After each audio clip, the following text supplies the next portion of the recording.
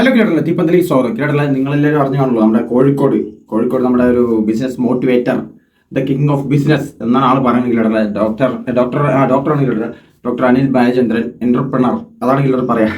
ഞാൻ ആദ്യം എന്റർപ്രണർ എന്നൊക്കെ വിചാരിച്ചു, പക്ഷേ എന്റർപ്രണർ അതാണ് പറയട്ടാ. അപ്പോൾ അനിൽ ബാലചന്ദ്രൻ അദ്ദേഹം വന്നിട്ട് കോഴിക്കോട് വന്നിട്ട് എന്താ വെച്ചാൽ എല്ലാപ്പോഴും ആളുടെ ഓരോ ബിസിനസ് പരിപാടികളൊക്കെ ഉണ്ടാക്കിയിട്ടുണ്ട്. എന്താ വെച്ചാൽ ബിസിനസ് മോട്ടിവേഷൻ, മനസ്സിലായില്ല, ബിസിനസ് പരമായിട്ട് ആൾക്കാരെ മോട്ടിവേറ്റ് ചെയ്യുക, മനസ്സിലല്ലേ, നിങ്ങൾ അത് ചെയ്യൂ ഇത് ചെയ്യൂ, നമ്മൾക്ക് അത്ര നേടാം ഇത്ര നേടാം അതൊക്കെ പറഞ്ഞിട്ട് ആളുടെ മോട്ടിവേഷൻ നമ്മൾ കേൾക്കാനൊക്കെ നൈസാണ് ഇല്ലാത്തത് ഫസ്റ്റൊക്കെ.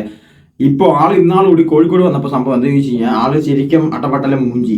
സത്യം പറഞ്ഞാൽ അത് വേണം പറയാം. എന്താ ചോദിച്ചു കഴിഞ്ഞാൽ ആൾ കുറച്ച് മോട്ടിവേഷൻ അധികമായി പോയി, മനസ്സിലായി, മോട്ടിവേഷൻ എക്സ്ട്രീം ലെവൽ പറയില്ല. ഇപ്പോൾ നമ്മൾ ഒരാൾക്ക് ഇപ്പോൾ ഒരു തകർന്നിരിക്കുകയാണ്, അപ്പോൾ അയാൾക്ക് നമ്മൾ മോട്ടിവേറ്റ് ചെയ്യണം പറഞ്ഞാൽ നോർമലി നമ്മൾ ജസ്റ്റ് ഇങ്ങനെ മോട്ടിവേഷൻ ചെയ്യില്ലല്ലേ. അപ്പോൾ ആൾ പിന്നെ ഏൽക്കണമെന്നുണ്ടെങ്കിൽ പിന്നെ എന്ത് ചെയ്യും, ഭയങ്കര എക്സ്ട്രീം ലെവലിൽ നമ്മൾ കൊട്ടിക്കും, മനസ്സിലായി, ചിലപ്പോൾ തെറി പറയാം, മനസ്സിലായില്ല. അതുപോലെയാണ് ഇപ്പോൾ നമ്മുടെ ഇദ്ദേഹം ചെയ്തിരിക്കുന്നത്, ഡോക്ടർ അനിൽ ബാലചന്ദ്രൻ. എന്താ ചോദിച്ചു കഴിഞ്ഞാൽ എൻ്റെ വീഡിയോ എടുത്ത് നിങ്ങൾ ചിരിക്കും. സത്യം പറഞ്ഞു കഴിഞ്ഞാൽ എന്താ വെച്ചാൽ നിങ്ങൾ തെണ്ടി നടക്കാൻ നിങ്ങൾക്ക് നാണമില്ല എന്നൊക്കെ പറഞ്ഞിട്ട് ഒരു പാർസൽ ബിസിനസ്സുകാരെ, മനസ്സിലായില്ല, ലാസ്റ്റ് അവിടുത്തെ ആ ബിസിനസ്സുകാരെ വന്ന ആ മീറ്റിങ്ങിന് വന്ന ആൾക്കാരൊക്കെ ആളുടെ ചൂടായി.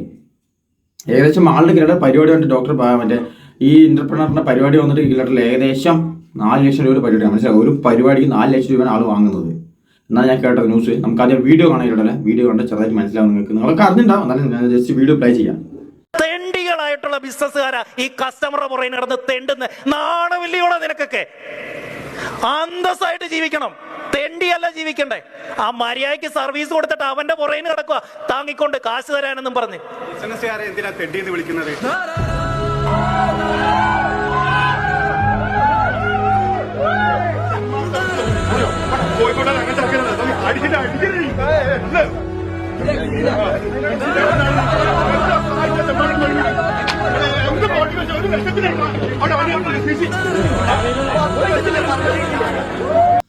അതന്നെ ഇല്ലടല്ലേ ബിസിനസ്സുകാരനായിട്ട് എന്തിനാ നിനക്കൊന്നും നാണുള്ള അങ്ങനെ തെണ്ടി നടക്കാൻ എന്നാണ് ആള് പറയുന്നത്, മനസ്സിലായി, കസ്റ്റമേഴ്സിന്റെ താങ്ങിക്കൊണ്ട് നടക്കാൻ.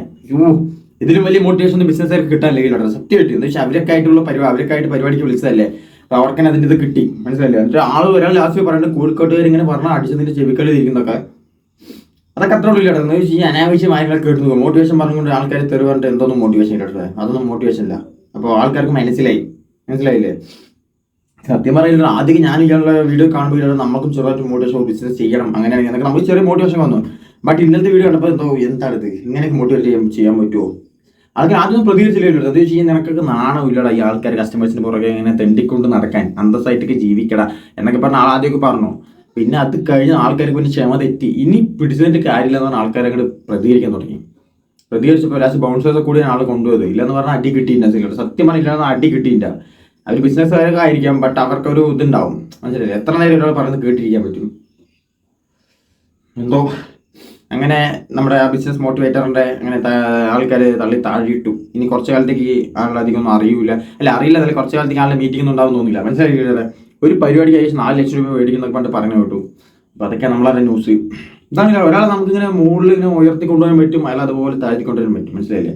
ബട്ട് ആളിപ്പോൾ പറഞ്ഞതുകൊണ്ടാണ് ആൾ താഴ്ത്തിക്കൊണ്ട് വന്നത്, വേറെ ഒന്നുമല്ല. ഇനിയിപ്പോൾ ആളുടെ കളിയൊന്നും കോഴിക്കോട് നടക്കില്ല, കോഴിക്കോടൊന്നും ഇതുപോലത്തെ മീറ്റിംഗ് ഉണ്ടാവില്ല. കോഴിക്കോട് പോയിട്ട് ഇനിയിപ്പോൾ വേറെ എവിടെയെങ്കിലും മീറ്റിംഗ് ഉണ്ടാകുമെന്നുകൂടി നമുക്കറിയില്ല. ഇവിടെ നോക്കാം നമുക്ക് കേട്ടല്ലോ. ഇനിയിപ്പോൾ അടുത്തൊരു വീഡിയോ, ഇപ്പോൾ അടുത്ത വീഡിയോ ഇല്ലാതെ ഇനിയിപ്പോൾ അടുത്ത ആളുടെ എന്തെങ്കിലും ന്യൂസ് കിട്ടാണെങ്കിൽ നമുക്ക് നമ്മുടെ ചാനലിൽ കൊണ്ടൊന്ന് പഠിക്കാം. അപ്പോൾ അതേ പറയാനുള്ളൂ. അപ്പോൾ അത്രേ ഉള്ളൂ.